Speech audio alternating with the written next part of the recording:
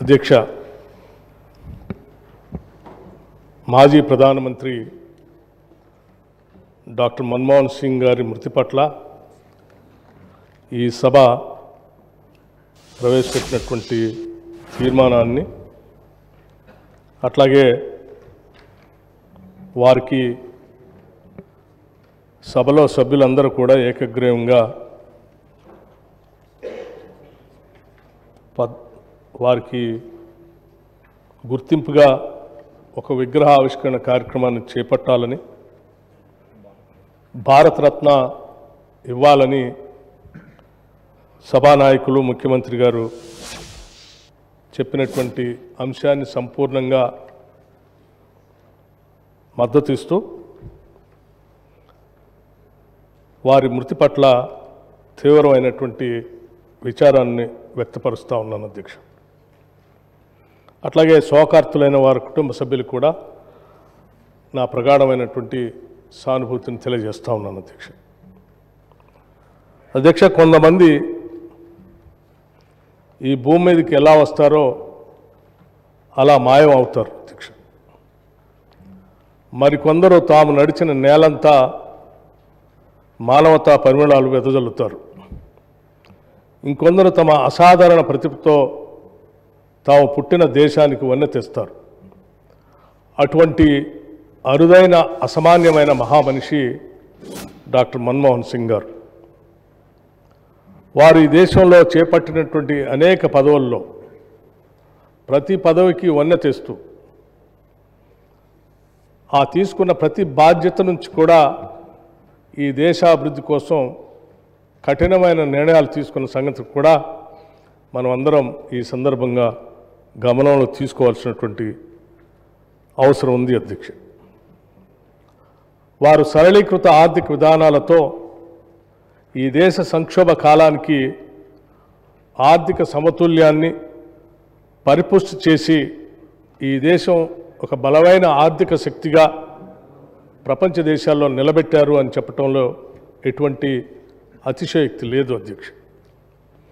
Globalisation కానీ, liberalisation కానీ, లేకపోతే ఈ దేశానికి సంబంధించి గ్లోబల్ ట్రేడ్కి ఈ దేశ ద్వారాలు తెరిచి ప్రపంచంలో భారతదేశాన్ని గొప్పగా నిలబెట్టినటువంటి ఒక గొప్ప ఆనాటి ఆర్థిక శాఖ మంత్రులుగా, దేశ ప్రధానిగా వారు తీసుకున్న నిర్ణయాలన్నీ కూడా ఉపయోగపడుతున్నాయని చెప్పడంలో ఎటువంటి సందేహం లేదు అధ్యక్ష.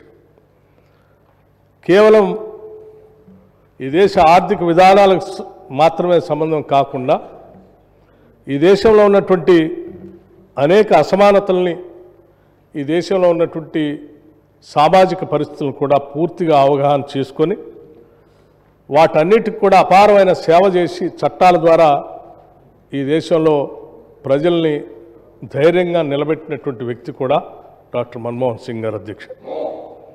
దేశ సామాజిక రంగానికి వారు చేసినటువంటి సేవల్లో ఆనాడు యూపీఏ చైర్పర్సన్గా శ్రీమతి సోనియా గాంధీ గారి ఆధ్వర్యంలో దేశ ప్రధానిగా మన్మోహన్ సింగ్ గారు తీసుకున్నటువంటి కార్యక్రమాలు అనేక కుటుంబాలని దారిద్ర్యం నుండి బయటపడేయటమే కాకుండా పేద ప్రజల అభ్యున్నతి కోసం సామాజిక రంగంలో భేదాభిక్కి ప్రజల సమున్నతి కోసం, వాళ్ళ హక్కుల కోసం అనేక చట్టాల రూపకల్పన చేసినటువంటి విషయాన్ని కూడా మనం అందరం గుర్తు చేసుకోవాల్సినటువంటి సందర్భం అధ్యక్ష.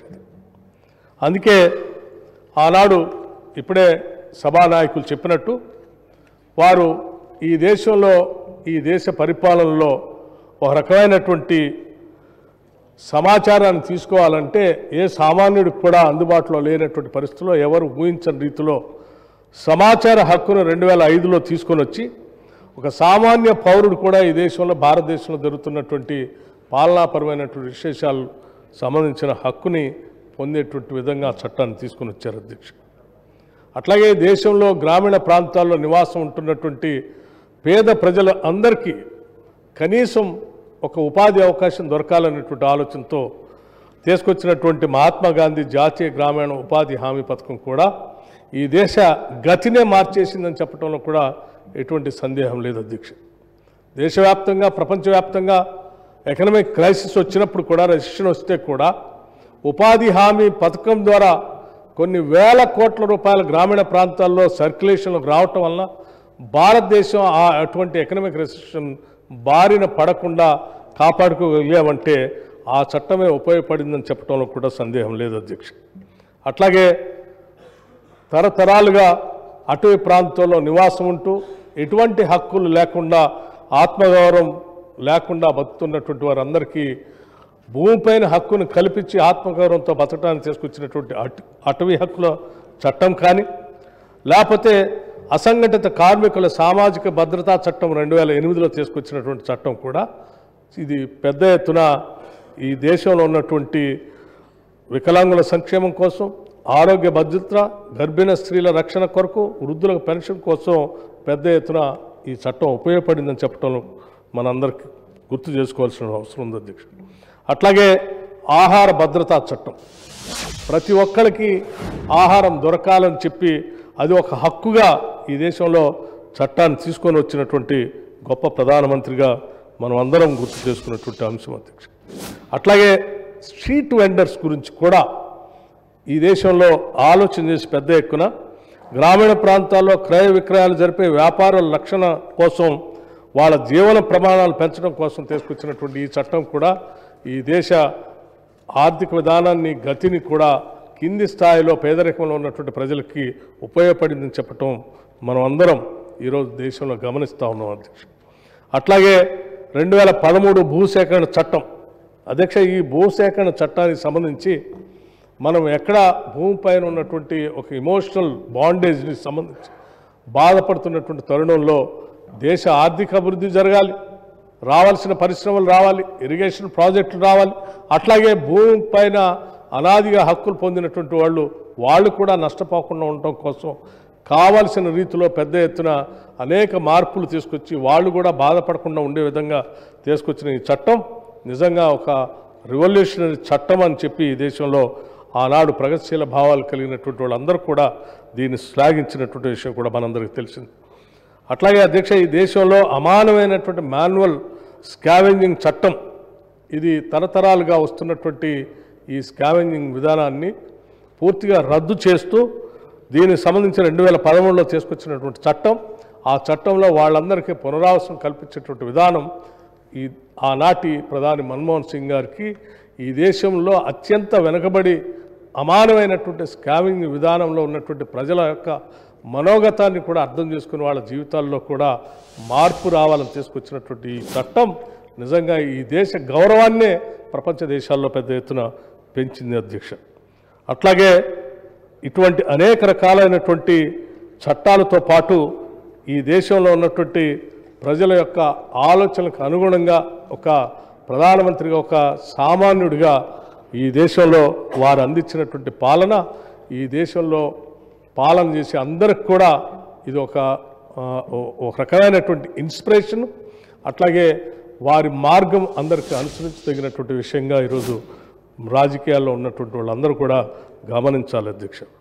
అట్లాగే ఈ దేశంలో ఉన్నటువంటి ప్రజలందరికీ మన్మోహన్ సింగ్ గారు చేసినటువంటి సేవలు, వారు చూపించినటువంటి దార్శనికత ఎంత గొప్ప విషయమో అదే స్థాయిలో తెలంగాణ ప్రజలు మరీ మర్చిపోకుండా వారు తీసుకున్న నిర్ణయం తెలంగాణ ప్రజలకి అత్యంత ఇష్టమైనటువంటి నిర్ణయం అధ్యక్ష. దశాబ్దాలుగా తెలంగాణ కోసం కొట్లాడుతున్నటువంటి ఈ ప్రజల యొక్క ఆలోచనలందరినీ నిజం చేయటం కోసం ఆ సభలో సంపూర్ణమైనటువంటి మెజార్టీ లేకపోయినప్పటికీ ఆనాటి యూపీఏ చైర్పర్సన్ గారు సోనియా గాంధీ గారు వారు కలిసి మాట్లాడుకొని మిగతా విపక్షాలందరినీ కూడా ఒప్పించి ఆ చట్టాన్ని రెండు సభల్లో కూడా పాస్ చేపించి తెలంగాణ ప్రజల కలల్ని నిజం చేసినటువంటి ఒక గొప్ప ప్రధాని మన్మోహన్ సింగ్ గారు అధ్యక్ష. వారు చేసినటువంటి